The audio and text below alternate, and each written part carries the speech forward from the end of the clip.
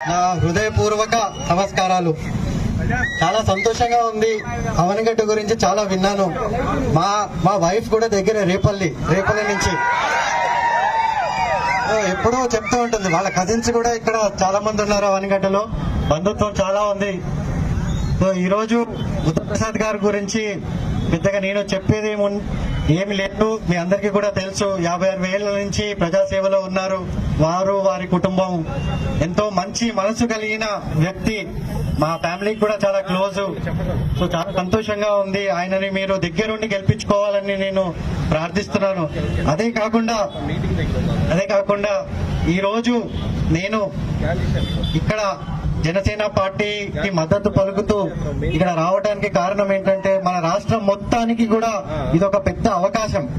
అభివృద్ధి బాటన పట్టించే అవకాశం మీ అందరికీ ఉంది. మీరు దయచేసి ఆలోచన చేసి మంచి క్లీన్ గవర్నమెంట్ ఎవరు ఇవ్వగలరు? ఏ నాయకుడికి విజన్ ఉంది? పవన్ అన్న విజన్ ఏంటి? పవన్ అన్న విజన్ ఏంటో 3 గంటల్లో నేను తెలుసుకున్నాను. ఆయనకి చాలా ఫ్యూచర్ పైన చాలా విజన్ ఉంది. మన స్టేట్ ని 10 ఏళ్లలో ఎట్లా చూడాలని, మన యూత్ ఏం కావాలి. మనకి 50% population youth below the age of 40. So వాళ్ళకి ఏంటి ఉపాధి అవకాశాలు ఏంటి, మన రాష్ట్రం ఎక్కడికి వెళ్తుంది, అన్నిటిపైన ఆలోచన ఆయనకి ఉంది. దానికి ఒక విజన్ ఉంది. సో దానికి మద్దతుగా అలయన్స్ ఇప్పుడు వచ్చిన పార్టీలు, అదే కాకుండా సెంటర్ లో బీజేపీ, వాళ్ళ వల్ల మనకి ఎన్నో అభివృద్ధి ప్రాజెక్ట్స్ వస్తాయి. పథకాలు ఇంపార్టెంటే, కాదనట్లేదు.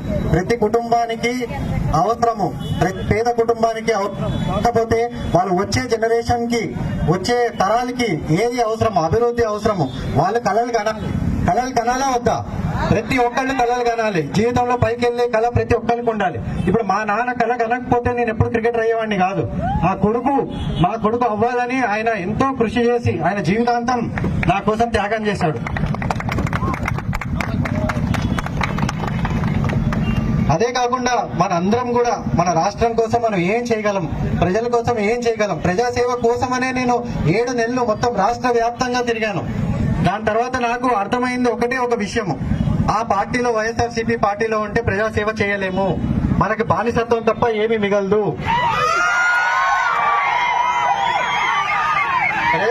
ప్రజాసేవ చేయాలి, మనుషులకి సేవ చేయాలి. మీరు చెప్పండి, ఒక్క ఎంపీ ఎమ్మెల్యేతో మీకు ఏమైనా పని అయిందా ఈ రోజు వరకు? వాళ్ళు ఏమి, ఎక్కడ ఉన్న వైసీపీలో ప్రతి ఎంపీ ఎమ్మెల్యే ఆయన కాలి కింద చెప్పులే. ఆయన ఎక్కడ వదిలితే అక్కడే ఉండాలి, మళ్ళీ వేసుకునేదాకా అక్కడే ఉంటారు. వాళ్ళతో ఏ పని అవ్వదు. సో మీరు దయచేసి ఆలోచన చేయండి. ప్రజల కోసము, మీ ప్రాంతం కోసము, మీ పంచాయతీ కోసము, మీ మండలి కోసము ఎవరు చేయగలరు? మీ యువత కోసము, వచ్చే జనరేషన్ కోసము, ఒక్క నియోజకవర్గం కోసము, అదే కాకుండా మొత్తం మన రాష్ట్రం కోసము. దేశంలోనే మన రాష్ట్రము ఎన్నో ఏళ్లుగా 50-60 సంవత్సరాల నుంచి, స్పెషల్లీ మన కోస్తా ప్రాంతము అన్ని విధాలుగా ముందున్న ప్రాంతాన్ని వెనుకబడేశాడు, భయంకరంగా వెనుకబడేశాడు. ఒక్క ప్రాజెక్ట్ లేదు ఇక్కడ. మనం ఏం అడిగినా గానీ కృష్ణా జిల్లా దగ్గర నుంచి గోదావరి జిల్లాల దాకా, ఉమ్మడి జిల్లాలు ఇప్పటి వరకు ఒక్క ప్రాజెక్ట్ అయింది లేదు. మేము ఉన్నప్పుడు కూడా ఎన్నో అడిగాం. అయ్యా ఇది అవ్వట్లేదు, గుంటూరు ఛానల్ అవ్వట్లేదు, అయ్యా దీన్ని ఏమైనా చేయండి, దాన్ని ఏమైనా చేయండి, ఎన్నో అడిగాం. ఒక ఫ్యాక్టరీ తీసుకురండి, ఇక్కడ అందరికీ అందరూ బీటెక్ చేసిన వాళ్ళు ఉన్నారు, ఇండస్ట్రీస్ తీసుకురండి. ఒక్కటి లేదు, ఒక్క ఆలోచన లేదు. ఏమన్నా అంటే ఒక బటన్, ఆ బటన్ తో ఏమవుతుంది? సరే, బటన్ తో పాటు ఒక బొచ్చ కూడా ఇస్తే అయిపోద్ది మొత్తం రాష్ట్రానికి. నేను ఒకటి మీ అందరినీ కోరుకుంటుంది, దయచేసి మీరు ఫ్యూచర్ గురించి ఆలోచన చేయండి. పథకాలు ఉంటాయి, దాంతో పాటు అభివృద్ధి కూడా ఉంటుంది. అదే కాకుండా మన ప్రాంతము, దేశంలోనే మన రాష్ట్రము నంబర్ 1 రాష్ట్రంగా చూడాలని నా కోరిక. ప్రతి యూత్ కూడా అదే కోరిక ఉండాలి.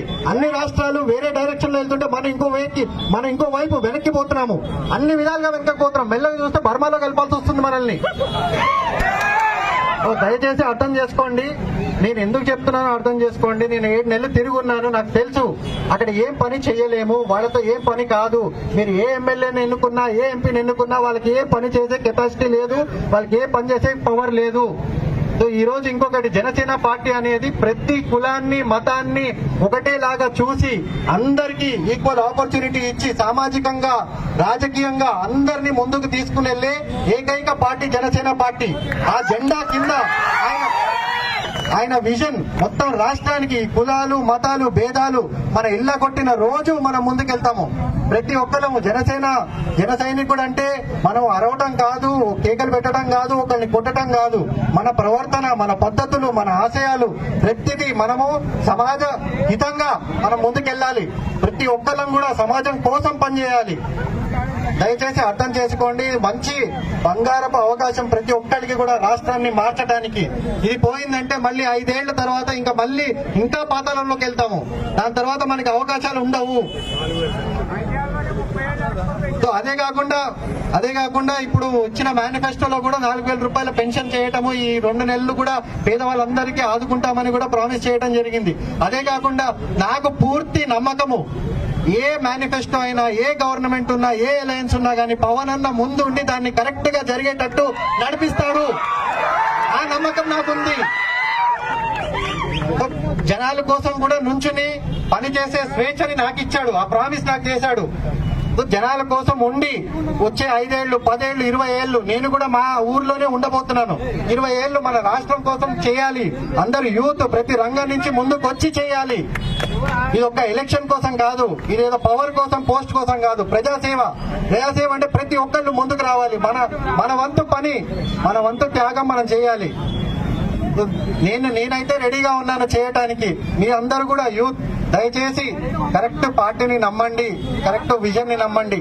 నమ్మి ముందుకెళ్లి బుద్ధప్రసాద్ గారిని, బాలశౌరి గారిని, ఇంకా మొత్తం అలయన్స్ ని గాజు గ్లాసు పైన ఓటేసి మొత్తం అలయన్స్ ని గెలిపిస్తారని పూర్తి నమ్మకంతో ఈ రోజు అన్ని వదులుకొని, నా మొత్తం జీవితంలో వదులుకొని ఇక్కడ మీకోసం వచ్చి